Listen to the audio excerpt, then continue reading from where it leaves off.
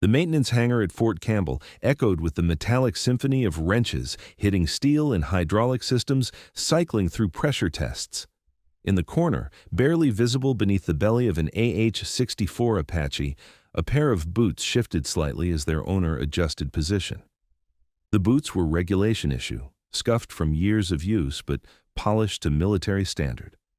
Above them, grease-stained coveralls bore no name tape, no rank insignia, nothing to indicate that the person wearing them was anything more than another contractor brought in to fix what the regular crew couldn't handle. But those boots had walked through hell in Fallujah.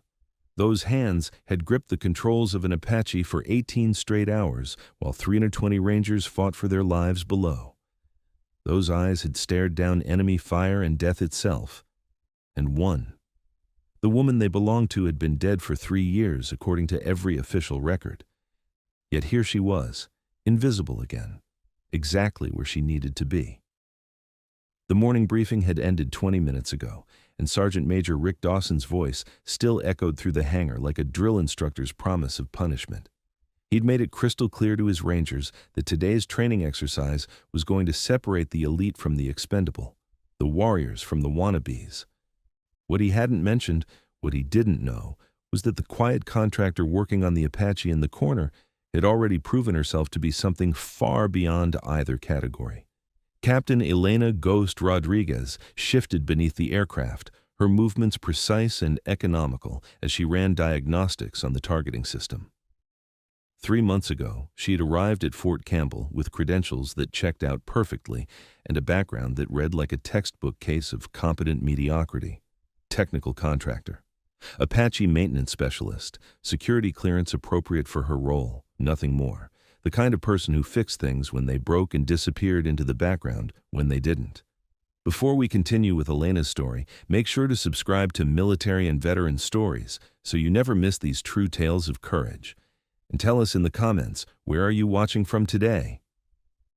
The cover was immaculate because it had to be. People had died to make her paperwork this solid, this unassailable. Elena Rodriguez, the real Elena Rodriguez, had been killed in a helicopter crash in Afghanistan 2 years ago. But her identity lived on, carefully maintained by an organization so classified that most generals didn't know it existed. They needed someone inside Fort Campbell, someone who could blend in, observe, and report without raising suspicion.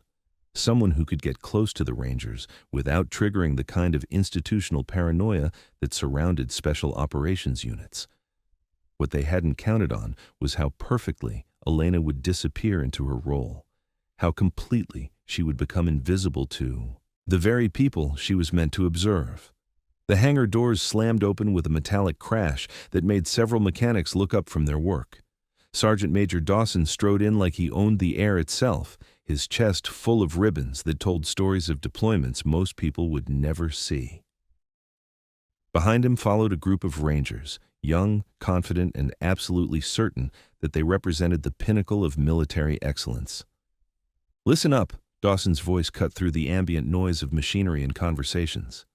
"Training exercise Delta 7 commences at 1400 hours. I want every bird in this hangar mission ready, not mostly ready, not probably ready, mission ready."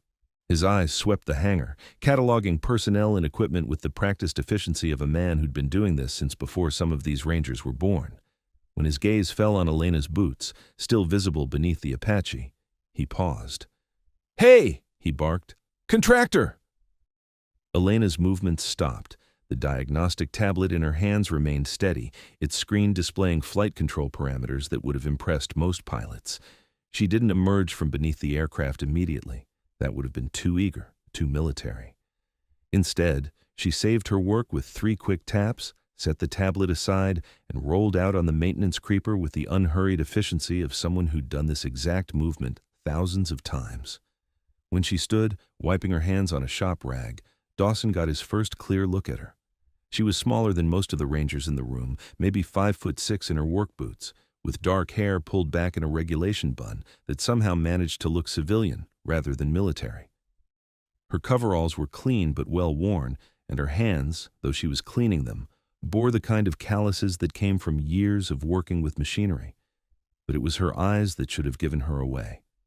They were dark, almost black, and when they met Dawson's gaze, there was something in them that didn't match her contractor credentials. A steadiness, a depth, the kind of thousand-yard stare that came from seeing things that fundamentally changed a person. Dawson had that look himself. Every combat veteran did, eventually. He didn't recognize it in her. He saw what he expected to see. Another contractor, probably overpaid and underqualified, taking up space that should have been occupied by real soldiers. "What's your status on that bird?" Dawson demanded, gesturing toward the Apache. Elena's voice, when she spoke, was quiet and professional.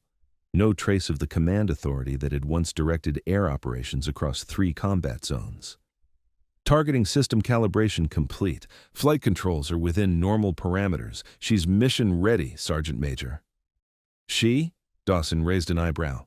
"It's a machine, contractor, not your girlfriend." A few of the Rangers behind him chuckled.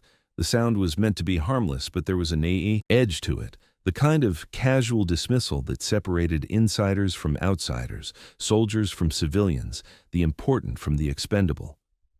Elena didn't react to the laughter, didn't defend herself or try to explain that pilots, real pilots, always referred to their aircraft as she. That it was a tradition older than anyone in this hangar, older than some of the aircraft themselves. Instead, she simply nodded. "Yes, Sergeant Major, the aircraft is mission ready." Dawson studied her for a moment longer, his instincts telling him something was off, but his preconceptions overriding the signal. She looked like The maintenance hangar at Fort Campbell echoed with the metallic symphony of wrenches hitting steel and hydraulic systems, cycling through pressure tests. In the corner, barely visible beneath the belly of an AH-64 Apache, a pair of boots shifted slightly as their owner adjusted position. The boots were regulation issue, scuffed from years of use but polished to military standard. Above them, grease-stained coveralls bore no name tape, no rank insignia, nothing to indicate that the person wearing them was anything more than another contractor brought in to fix what the regular crew couldn't handle. But those boots had walked through hell in Fallujah.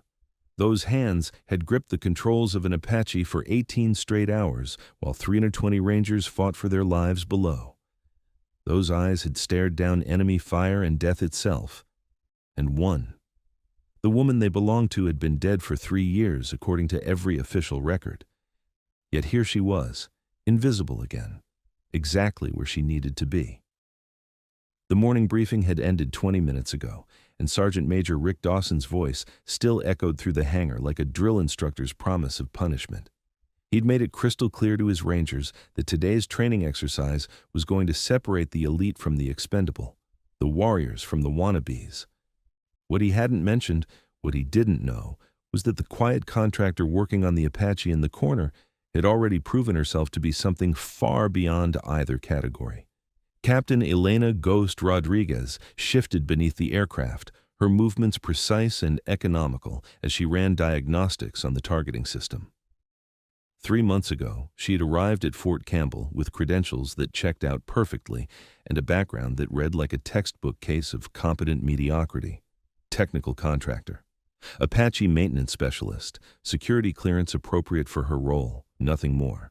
The kind of person who fixed things when they broke and disappeared into the background when they didn't. Before we continue with Elena's story, make sure to subscribe to Military and Veteran Stories so you never miss these true tales of courage. And tell us in the comments, where are you watching from today? The cover was immaculate because it had to be. People had died to make her paperwork this solid, this unassailable. Elena Rodriguez, the real Elena Rodriguez, had been killed in a helicopter crash in Afghanistan 2 years ago. But her identity lived on, carefully maintained by an organization so classified that most generals didn't know it existed.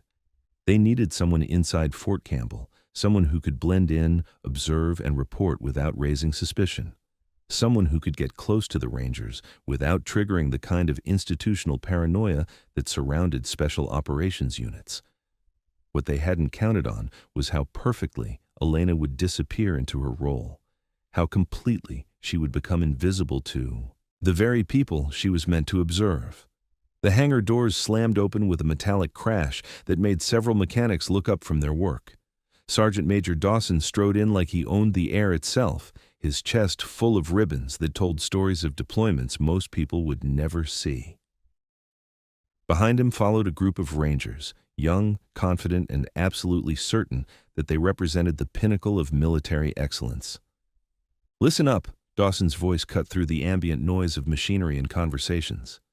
"Training exercise Delta 7 commences at 1400 hours. I want every bird in this hangar mission ready, not mostly ready, not probably ready, mission ready." His eyes swept the hangar, cataloging personnel and equipment with the practiced efficiency of a man who'd been doing this since before some of these Rangers were born. When his gaze fell on Elena's boots, still visible beneath the Apache, he paused. "Hey!" he barked. "Contractor!" Elena's movements stopped. The diagnostic tablet in her hands remained steady, its screen displaying flight control parameters that would have impressed most pilots. She didn't emerge from beneath the aircraft immediately. That would have been too eager, too military. Instead, she saved her work with 3 quick taps, set the tablet aside, and rolled out on the maintenance creeper with the unhurried efficiency of someone who'd done this exact movement thousands of times. When she stood, wiping her hands on a shop rag, Dawson got his first clear look at her. She was smaller than most of the Rangers in the room, maybe 5'6" in her work boots, with dark hair pulled back in a regulation bun that somehow managed to look civilian rather than military. Her coveralls were clean but well worn, and her hands, though she was cleaning them, bore the kind of calluses that came from years of working with machinery. But it was her eyes that should have given her away. They were dark, almost black, and when they met Dawson's gaze, there was something in them that didn't match her contractor credentials, a steadiness, a depth, the kind of 1,000-yard stare that came from seeing things that fundamentally changed a person. Dawson had that look himself. Every combat veteran did, eventually. He didn't recognize it in her. He saw what he expected to see, another contractor, probably overpaid and underqualified, taking up space that should have been occupied by real soldiers. "What's your status on that bird?" Dawson demanded, gesturing toward the Apache. Elena's voice, when she spoke, was quiet and professional. No trace of the command authority that had once directed air operations across 3 combat zones. "Targeting system calibration complete. Flight controls are within normal parameters. She's mission ready, Sergeant Major." "She?" Dawson raised an eyebrow. "It's a machine contractor, not your girlfriend." A few of the Rangers behind him chuckled. The sound was meant to be harmless, but there was an edge to it, the kind of casual dismissal that separated insiders from outsiders, soldiers from civilians, the important from the expendable. Elena didn't react to the laughter, didn't defend herself or try to explain that pilots, real pilots, always referred to their aircraft as she. That it was a tradition older than anyone in this hangar, older than some of the aircraft themselves. Instead, she simply nodded. "Yes, Sergeant Major, the aircraft is mission ready." Dawson studied her for a moment longer, his instincts telling him something was off, but his preconceptions overriding the signal. She looked like a contractor. She acted like a contractor. Her paperwork said she was a contractor. That was good enough. "Outstanding," he said, the word carrying just enough sarcasm to remind everyone present of the hierarchy. "Try not to break anything while we're using it to save democracy." More laughter from the Rangers. Elena nodded again, picked up her tablet, and walked toward the tool station at the far end of the hangar. Her movements were unhurried, professional, exactly what you'd expect from someone who'd been dismissed and was returning to work.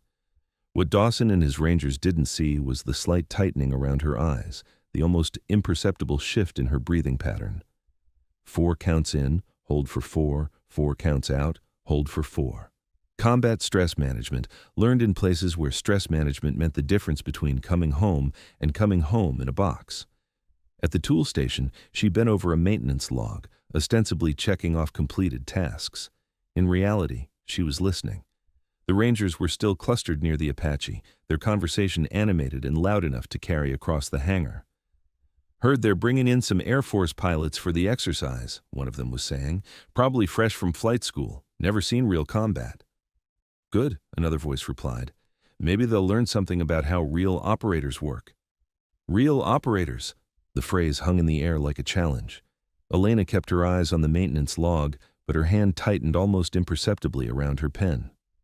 Staff Sergeant Mike Chen, one of the younger Rangers, glanced toward Elena and lowered his voice slightly. "Think she knows what she's doing?" "Does it matter?" Sergeant Torres replied. "Long as she can turn wrenches and stay out of the way." Elena filled out another line on the maintenance log. Her handwriting was precise, controlled, each letter formed with mechanical perfection. The kind of handwriting that came from filling out hundreds of flight reports, mission briefs, casualty notifications, documents where precision mattered because lives depended on getting the details right. Dawson was briefing his Rangers on the day's exercise now, his voice carrying the authority of decades in uniform. Delta 7 is a hostage rescue scenario. Friendlies are pinned down in a hot zone, air support is limited, and extraction is complicated by civilian populations in the area. Elena's pen stopped moving. She didn't look up from the log, but every muscle in her body had gone still. "The scenario is based on real-world operations," Dawson continued. "Urban environment, multiple threats, time-critical mission parameters, the kind of situation where mistakes get people killed." Fallujah. He was describing Fallujah, maybe not intentionally, maybe not specifically, but the parameters were close enough that Elena's chest tightened with memories she'd spent 3 years trying to bury. She resumed writing, but the words on the page blurred slightly. Not with tears. She'd cried all her tears for Fallujah a long time ago, but with the kind of crystal-clear recall that came with trauma. She could see it all again, exactly as it had happened. 320 Rangers surrounded and cut off. Air support grounded by weather and politics. Mission parameters that said, "Wait for clearance," while men died by the minute. And her, circling overhead in an Apache loaded with enough firepower to level a city block, watching the coordinates on her screen and listening to voices on the radio growing more desperate by the hour. "Ghost, this is Ranger 6. We need immediate air support. How copy?" "Ranger 6, Ghost. I copy you 5x5. Stand by for clearance confirmation." "Negative, Ghost. We can't wait for clearance. We've got wounded, we've got KIA, and we're getting overrun. I'm requesting immediate close air support." "Ranger 6, Ghost. I understand your situation, but I need clearance from command before—" "Ghost, forget the clearance. These men are dying down here." Elena set down her pen and closed her eyes, just for a moment. The hangar noise faded into background static, replaced by the memory of rotor wash and radio chatter and the sound of her own voice, calm and professional, making a decision that would define the rest of her life. "Ranger 6, Ghost. Coming in hot. Mark your positions and get your heads down." When she opened her eyes, the Rangers were still clustered around Dawson, listening to his briefing about scenarios and parameters and theoretical operations. None of them had any idea that the woman 40 feet away had lived through the real thing. That she'd flown for 18 straight hours, burning through ammunition and fuel, dancing between enemy fire and friendly positions to bring home every single Ranger who'd been trapped in that hellscape, all 320 of them, every last one. The unofficial record said she'd died 3 months later, killed when her helicopter went down during a routine patrol. Her body had never been recovered, which made it easy for certain people in certain agencies to decide that Elena Rodriguez might be more valuable as a ghost than as a gravestone. Dawson finished his briefing and the Rangers began to disperse, heading toward their own preparations for the exercise. As they passed Elena's position, she heard fragments of their conversations. "Gonna show those Air Force boys how it's done. Probably never been shot at in their lives. Contractors always think they know better than the people actually doing the job." Elena picked up her pen and returned to the maintenance log. She had work to finish, systems to check, a role to maintain. Being invisible was harder than being a hero, but it was what the mission required. And if there was one thing Elena Rodriguez, both the woman and the ghost, understood, it was following the mission, even when the mission meant letting people think she was nothing more than a contractor with a wrench and an attitude problem. The Apache loomed above her as she returned to her position beneath the aircraft. The machine was beautiful in its own way, sleek and dangerous and built for a single purpose. Elena knew every rivet, every wire, every system that made it function. She'd flown Apaches in conditions that would have grounded most pilots permanently, pushed them past their design limits, and trusted them to bring her home. This particular bird was in perfect condition. She'd made sure of that. Because even though today was just a training exercise, even though the scenarios were theoretical and the threats were simulated, Elena had learned a long time ago that preparation was everything. That the difference between coming home and not coming home often came down to details that seemed insignificant until they became a matter of life and death. She resumed her diagnostic routine, her hands moving over familiar controls and connections with practiced efficiency. Around her, the hangar continued its normal rhythm of activity.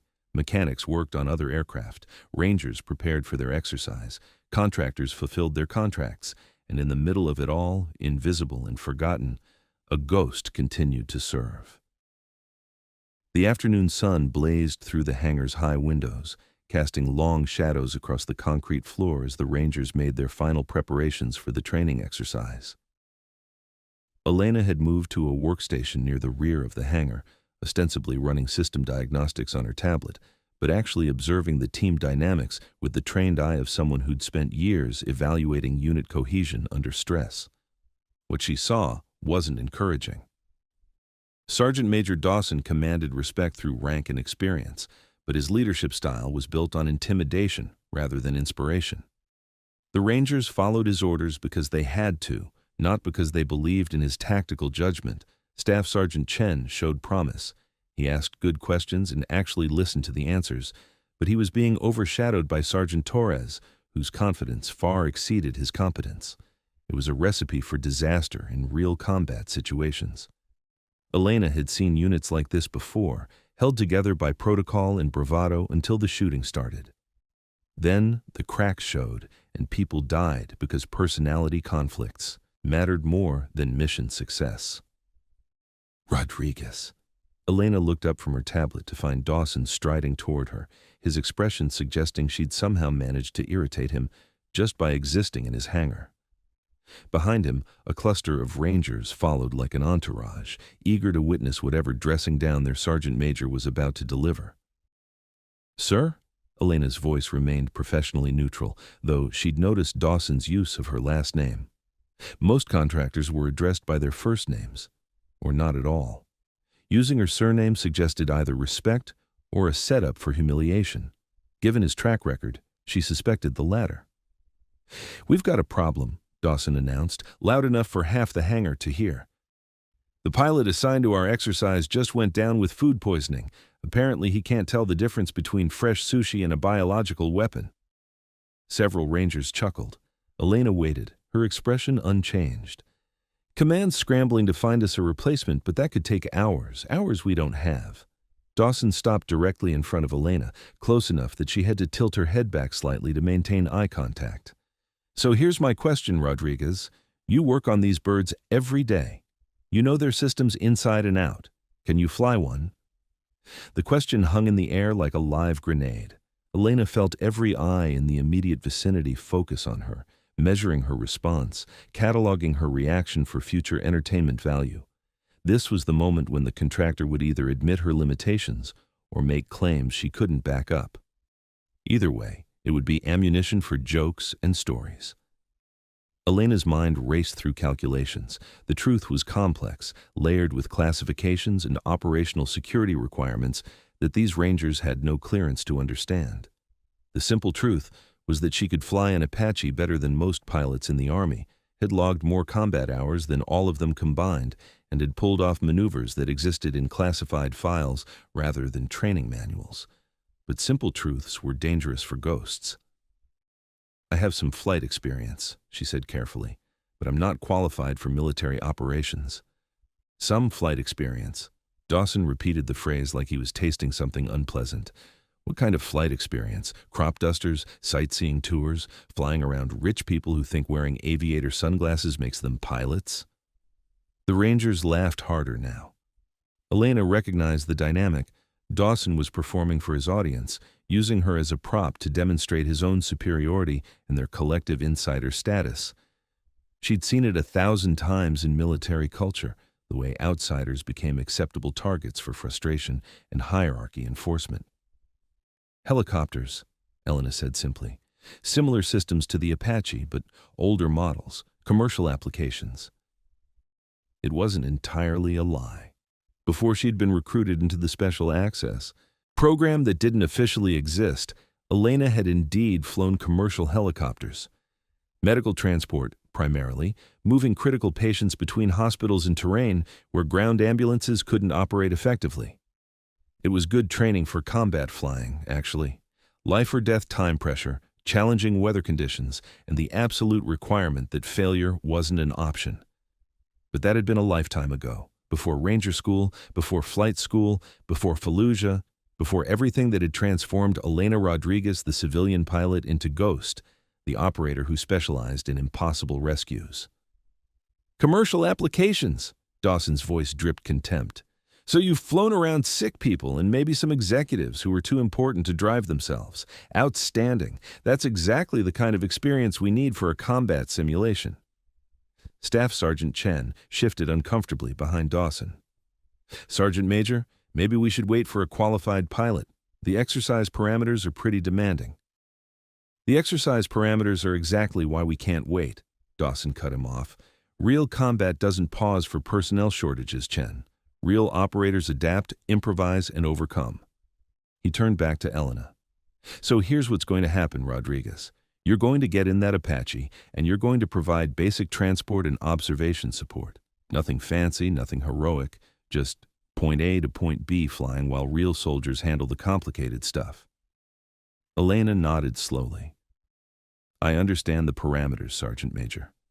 But I should point out that my insurance probably doesn't cover. Your insurance? Sergeant Torres laughed out loud.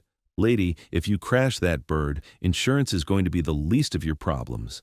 That's about $20 million worth of hardware you'd be turning into scrap metal. 37 million, Elena corrected automatically.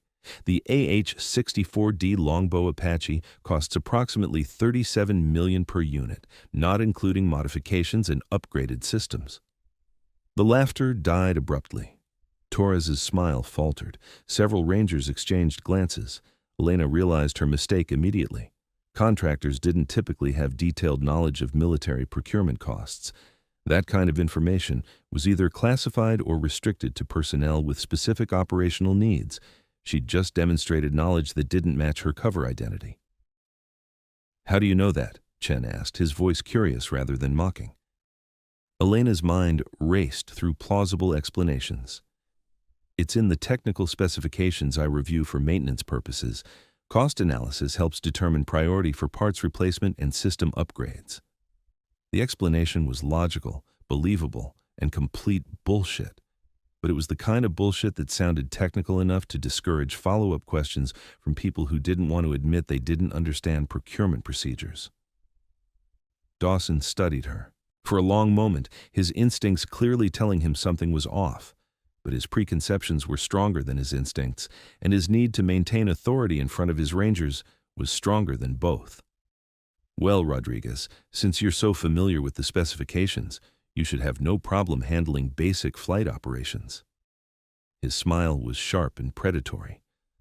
Unless, of course, you're about to tell me that reading technical manuals doesn't actually qualify someone to fly military aircraft. It was a trap, elegantly constructed and expertly delivered.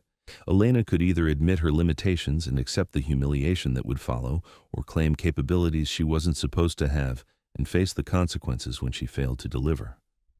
What Dawson didn't know was that Elena had been walking through much more sophisticated traps for years, that she'd learned to navigate conversations where a single wrong word could blow operational covers and get people killed.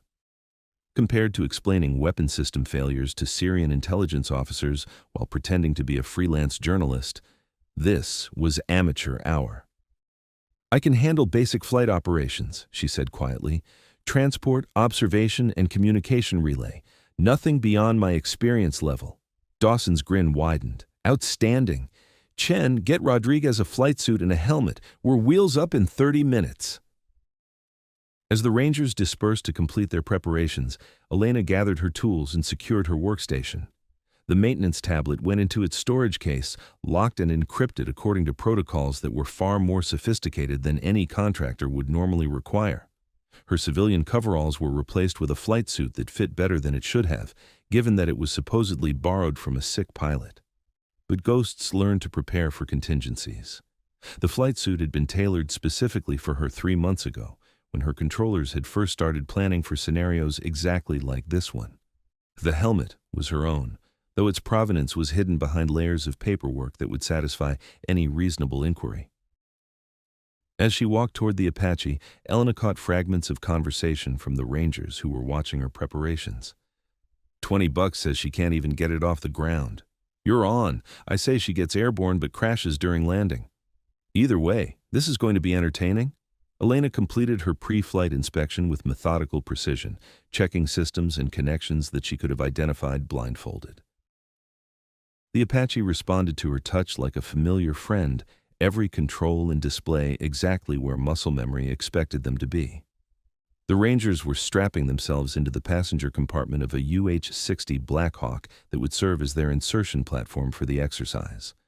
Through the aircraft's windows, she could see them pointing at her and laughing, placing bets on her inevitable failure. Elena started the Apache's engines, the twin turboshafts spinning up with a distinctive whine that sent vibrations through the airframe. She ran through her checklist with practiced efficiency, though she was careful to consult the manual occasionally and take slightly longer on certain procedures than necessary.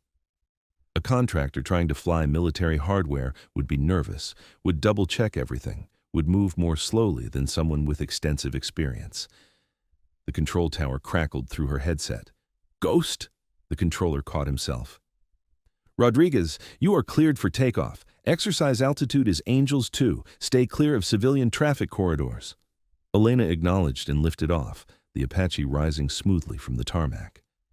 She kept her movements deliberate and cautious, fighting every instinct that told her to push the aircraft to its limits, to demonstrate the kind of precision flying that had made her legendary in certain circles. Instead, she flew like a competent civilian pilot who was nervous about handling unfamiliar equipment. She maintained textbook spacing from the Black Hawk, held altitude and heading within acceptable but unimpressive parameters, and generally flew exactly like someone who could handle the basics, but would never be mistaken for a combat pilot. It was one of the hardest things she'd ever done. Through her headset, she monitored the Rangers' radio chatter as they discussed the exercise scenario and her inevitable failure to meet their expectations. Their voices carried the casual confidence of people who'd never been in real combat, never faced situations where theoretical training collided with desperate reality. "Think she'll last 10 minutes once the exercise starts?" Torres asked. "I'm betting she calls for extraction the first time someone shoots a blank at her," another voice replied. Elena maintained her steady flight path and said nothing. Let them underestimate her. Let them think she was just another contractor in over her head, about to be exposed as a fraud when the pressure mounted. Because in approximately 4 hours, when the exercise went horribly wrong and 320 Rangers found themselves in a scenario that was no longer theoretical, they were going to learn exactly what kind of pilot they'd been mocking. And Elena Rodriguez, the ghost who died in Fallujah and been reborn as something far more dangerous, was going to remind them why some people earned legends instead of just wearing them. The training area stretched across 15 square miles of rolling hills and abandoned structures that had been designed to simulate urban combat environments. Buildings rose and fell in geometric patterns, their concrete walls pockmarked with holes from previous exercises. Streets wound between structures in configurations meant to confuse and channel movement, creating the kind of maze-like environment that turned every corner into a potential kill zone. Elena circled. Overhead at 2,000 feet, her Apache maintaining lazy figure-8 patterns while she monitored the exercise unfolding below.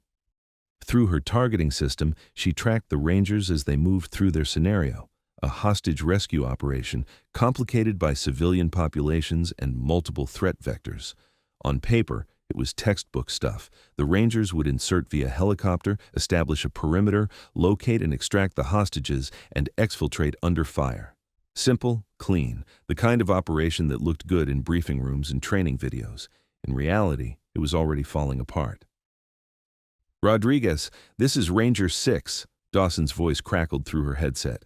"We need eyes on the target building. Can you give us thermal imagery of the structure?"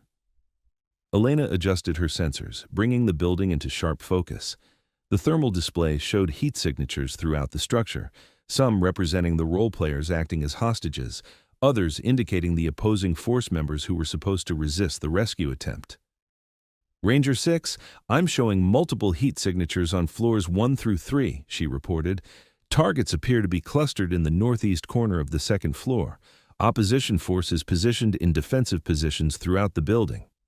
Copy that, Rodriguez. Can you give us exact numbers?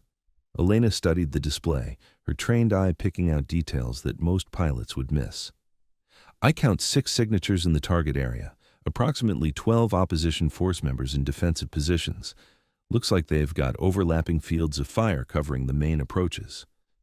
There was a pause on the radio, then Dawson's voice returned, slightly tighter than before. Rodriguez, how exactly are you able to give us such detailed tactical information? I thought you were just providing transport support.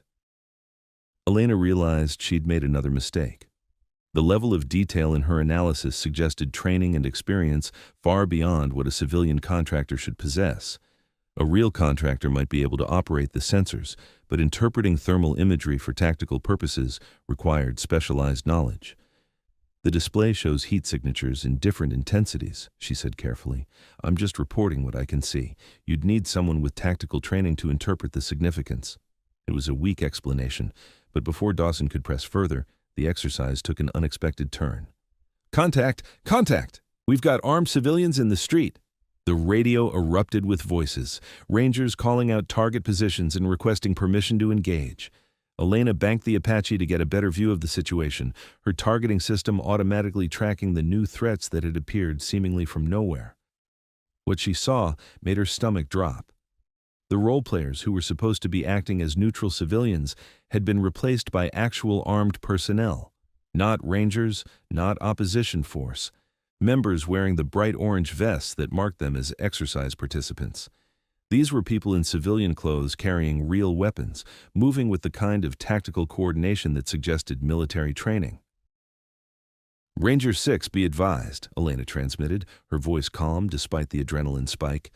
The personnel in the street are not displaying exercise identification. They appear to be armed with live weapons. What do you mean, live weapons? Dawson demanded. I mean, they're carrying actual firearms, not the simulation equipment used in training exercises, Elena replied. This appears to be a real-world situation, not part of the scenario.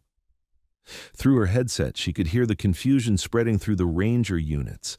Voices overlapped, some calling for clarification from exercise control, others reporting contact with unidentified personnel. The carefully planned scenario was dissolving into chaos. Elena's mind raced through possibilities. Training areas were secured, isolated from civilian populations, specifically to prevent incidents like this. The appearance of armed individuals suggested either a massive security failure or something far more serious. Her tactical display showed the Rangers' positions clearly, scattered throughout the target area, separated from each other by buildings and obstacles, exposed to fire from multiple directions. If this was a real attack, they were in an extremely vulnerable position. Exercise control, this is Rodriguez, she transmitted on the command frequency. I need immediate confirmation of exercise status. Are we dealing with a training scenario or a real-world incident? The response took longer than it should have. When it came, the voice on the radio carried an edge that confirmed Elena's worst fears. All units, this is exercise control. Delta 7 has been compromised. We have unidentified armed personnel in the training area. This is not part of the exercise. Repeat, this is not part of the exercise. Elena's training kicked in automatically. Her hands moved to weapon systems controls, bringing the Apache's targeting systems online with movements so fluid they seemed unconscious. The M230 chain gun swiveled beneath the aircraft's nose, its optical sensors providing crystal-clear imagery of the situation below. What she saw was a coordinated attack. The civilians were moving in tactical formation, using cover and concealment with professional precision. They'd chosen their timing perfectly, waiting until the Rangers were dispersed and focused on their training scenario before revealing themselves. Ranger 6, this is Rodriguez, Elena transmitted, her voice taking on a tone of command authority that hadn't been there moments before. I'm seeing coordinated movement from hostiles in sectors 2, 4, and 7. They've got you surrounded, and they know exactly where you are. How the hell do you know that? Torres's voice cut through the radio chatter. Elena realized she'd slipped again, demonstrated tactical knowledge that no contractor should possess.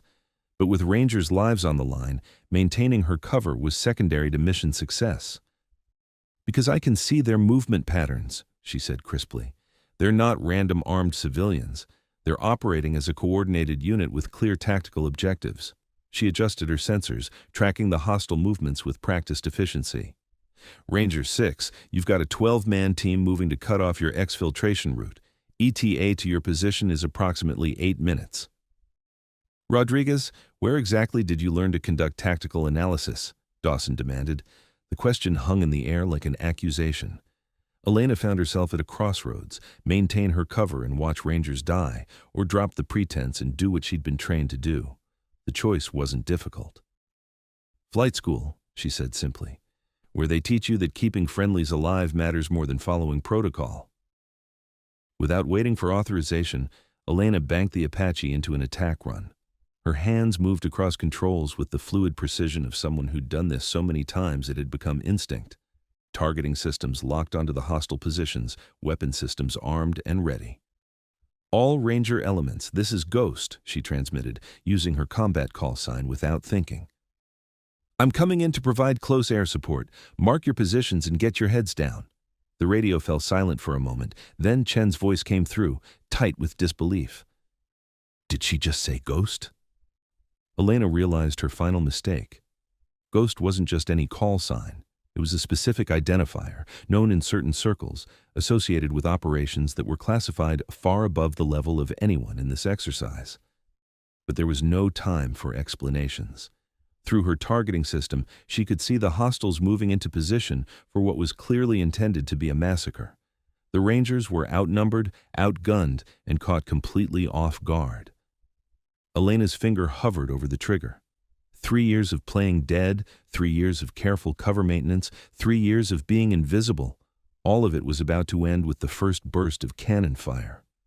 But 320 Rangers were about to die if she didn't act. The math was simple. Elena pulled the trigger. The M230 chain gun roared to life beneath the Apache's nose, sending 30mm rounds into the ground 20 meters ahead of the advancing hostile team. Elena wasn't shooting to kill, not yet, but the message was unmistakable. Dirt and concrete exploded in a line across their advance route, forcing them to dive for cover behind abandoned vehicles and concrete barriers. "All hostile elements, this is U.S. military aircraft overhead," Elena transmitted on guard frequency, her voice carrying the absolute authority of someone who delivered this warning in real combat zones. "You are engaging United States Army. Personnel in a training area, cease hostile action immediately and withdraw from this area." The response came in the form of small arms fire directed at her aircraft. Muzzle flashes sparked from multiple positions as the hostiles opened up with what appeared to be assault rifles and light machine guns. The rounds passed well below the Apache's altitude, but the intent was clear. Elena's expression hardened. She'd given them a chance to withdraw. They'd chosen to escalate. "Ranger 6, this is Ghost," she transmitted, her voice shifting into the clipped professional tone that had once coordinated air operations across 3 theaters. "I am declaring this a hostile action. Authorization for close air support is granted under Article 51, right of self-defense. How copy?" Dawson's voice crackled back, tight with disbelief and growing respect. "Ghost, Ranger 6 copies. Be advised we have friendlies scattered throughout the target area." "Ranger 6 Ghost. I have positive identification on all friendly positions. Stand by for danger close fire support." Elena banked the Apache into a steep turn, her movements now displaying the kind of aggressive precision that had nothing to do with contractor training and everything to do with combat experience, measured in years rather than exercises. The aircraft responded to her touch like an extension of her own body, rolling and diving with a fluidity that made the machine seem alive. Through her targeting system, she tracked the hostile positions with mechanical precision. 12 individuals, well-armed, moving with tactical discipline that suggested military or paramilitary training. They'd positioned themselves to ambush the Rangers from multiple directions, a classic L-shaped ambush that would have been devastating if executed as planned. But they'd made one critical error. They'd assumed the lone helicopter overhead was just providing transport and observation. Elena lined up her first target, a machine gun position that had been established to cover the Ranger's planned withdrawal route. The gunner was already traversing his weapon toward Ranger positions, seconds away from opening fire on soldiers who had no idea they were in his sights. The M230 spoke again, this time with lethal precision. 3 rounds impacted the machine gun position, neutralizing the threat before the gunner could fire a single shot. Elena was already acquiring her next target before the echoes of the first burst had faded. "Ghost Ranger 6, where did you learn to shoot like that?" Elena didn't respond immediately. She was too busy working, her hands dancing across controls with the unconscious competence of someone who'd performed these same actions under far worse conditions. Target acquisition, threat assessment, engage, assess, move to next target, the rhythm of combat, as natural as breathing. A second hostile position erupted in dust and debris as Elena's cannon found its mark. Then a third. Each burst was precisely placed, surgical in its application, designed to neutralize threats without endangering the Rangers who were scattered throughout the area. But even as she worked, Elena's tactical mind was processing a larger problem. 12 hostiles with small arms were manageable. What concerned her were the vehicles she could see moving on the perimeter of the training area, heavy trucks that had no business being in a secured military facility. "Exercise control, this is Ghost," she transmitted. "I need immediate confirmation of security status for the training area perimeter. I'm showing multiple unidentified vehicles approaching from the north and east." The response took too long, and when it came, the voice was strained with barely controlled panic. "Ghost, exercise control. We've lost contact with perimeter security. Unknown parties have breached the outer fence in at least 3 locations." Elena's blood ran cold. This wasn't a random attack or a simple security breach. Someone had planned this operation specifically to target the Rangers during their training exercise, when they would be isolated, dispersed, and focused on scenarios rather than real threats. "Ranger 6 Ghost, be advised this is a coordinated attack on the entire facility. We need to consolidate your people and establish a defensive perimeter immediately." "Ghost Ranger 6, I'm not sure how you know all this, but I'll take tactical advice from anyone who can shoot like that. What do you recommend?" Elena was already calculating distances and timing, her mind running through tactical options with the speed that came from years of making life-or-death decisions under pressure. The Rangers were scattered across a square mile of complex terrain, facing an enemy force of unknown size and capability. Standard procedure would be to call for backup and attempt to hold position until relief arrived. But Elena's experience told her that standard procedures were written by people who'd never been in situations like this. Relief might not come in time. The enemy had demonstrated sophisticated planning and execution, suggesting resources and intelligence that went far beyond random terrorists or criminal organizations. "Ranger 6, Ghost, I need you to move all elements to grid coordinates 303-424-5. There's a 3-story concrete structure that will give you defensive advantage and clear fields of fire. I'll provide cover for movement." "Ghost, that's 2 clicks from our current position. We'll be exposed crossing open ground." "Ranger 6, you're already exposed. At least this way, you'll be moving toward a position where you can defend yourselves effectively." Elena was already repositioning the Apache, moving to provide overwatch for the Ranger movement when her threat warning system screamed to life. Radar lock. Someone on the ground was targeting her with a surface-to-air missile system. She reacted instantly, diving the Apache toward the deck while deploying chaff and flares. The aircraft shuddered as it pulled through a high G turn that would have stressed the airframe to its limits, but Elena had pushed Apaches far beyond their supposed capabilities before. The missile streaked past her position, its proximity fuse detonating harmlessly behind the aircraft. But the message was clear. The enemy had come prepared for air support. "All units, this is Ghost," Elena transmitted, her voice calm despite the fact that she'd just been seconds away from death. "Be advised, hostiles are equipped with anti-aircraft weapons. This is no longer a simple ground engagement." Through her headset, she could hear the Rangers' radio chatter taking on a different tone. The casual confidence was gone, replaced by the sharp focus that came with the recognition that this was real combat, not an exercise. Ghost Ranger 6, I don't know who you really are, but we need immediate extraction. Can you get us out of here? Elena checked her fuel state and ammunition levels. She'd expended roughly 30% of her cannon rounds, and the defensive maneuvering had burned fuel at an accelerated rate. More importantly, her threat warning system was showing multiple radar contacts that suggested additional anti-aircraft systems were being brought into position. Ranger 6, Ghost. Negative on immediate extraction. I'm showing multiple SAM sites establishing position around the perimeter. They're trying to trap us in a kill box. Elena's mind raced through the tactical situation. This was Fallujah all over again. Rangers surrounded, outnumbered, and cut off from support. The only difference was that this time, she wasn't bound by rules of engagement that prioritized political considerations over soldiers' lives. Ranger 6, I need you to trust me, Elena transmitted.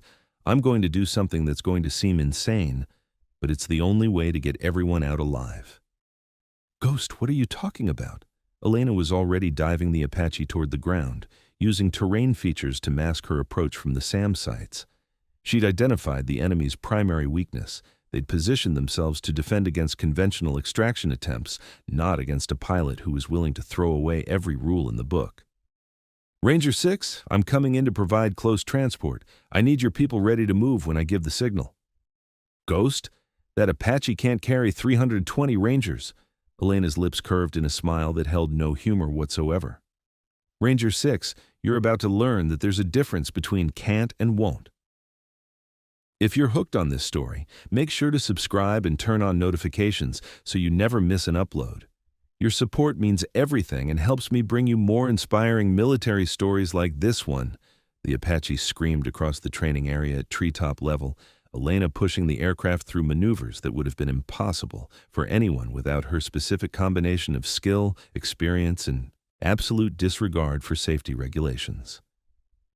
She was flying by instinct now, muscle memory and thousands of hours of combat time guiding her through a tactical situation that existed in the space between impossible and inevitable. Behind her, the Rangers watched in stunned amazement as the helicopter they'd been mocking for its pilot's supposed inexperience demonstrated capabilities they didn't know existed.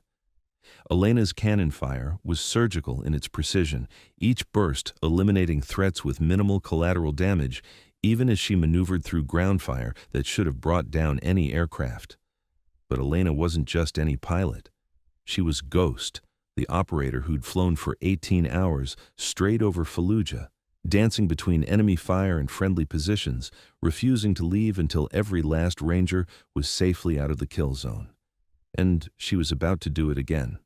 Staff Sergeant Chen crouched behind a concrete barrier, his M4 carbine trained on the tree line where muzzle flashes had appeared moments before.